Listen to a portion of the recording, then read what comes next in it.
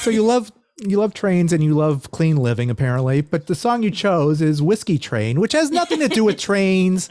It's about a dark place.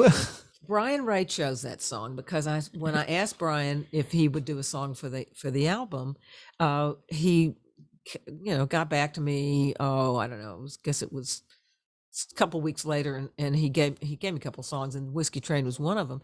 And I went, "Oh, I know the song, but great." I wasn't gonna sing it, so I didn't really think about it.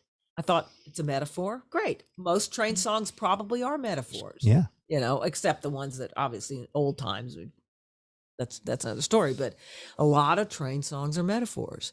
And Brian said, I'll do this. I'm gonna get the track ready, and he cut all the guitars, and he used a drummer, but he did cut the tracks himself and bass, guitar.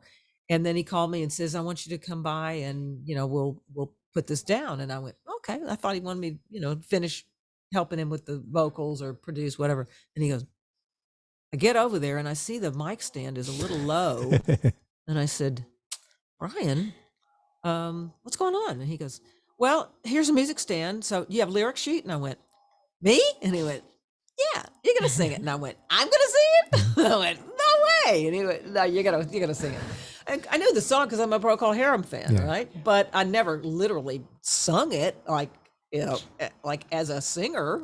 I mean, I sung it like I can't get no. I mean, I can sing, but anyway. It's a down and dirty song. It's a down and dirty song, and he pretty much coached me on all the all that stuff. Then he's like, "No, you got to do it, right in there." And I went, "Oh, okay." So that was Brian Ray's idea.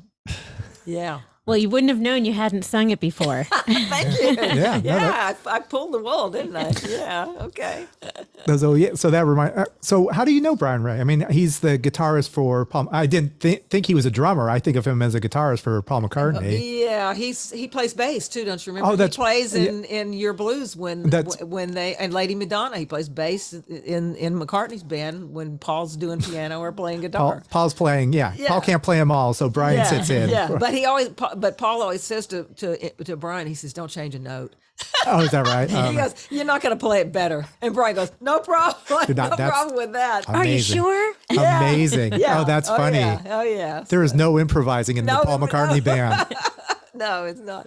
But it's an interesting story. I was actually producing one of Donovan's daughters, Estrella.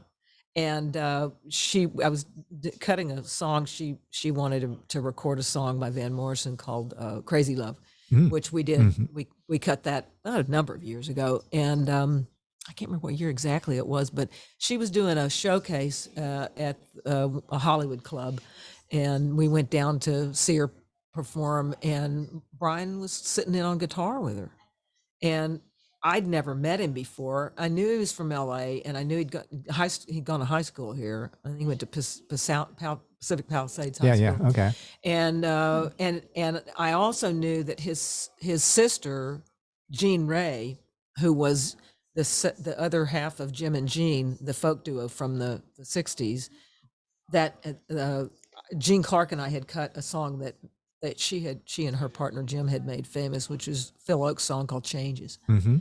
And we met each other, and we had some obviously guitar whizzo stuff.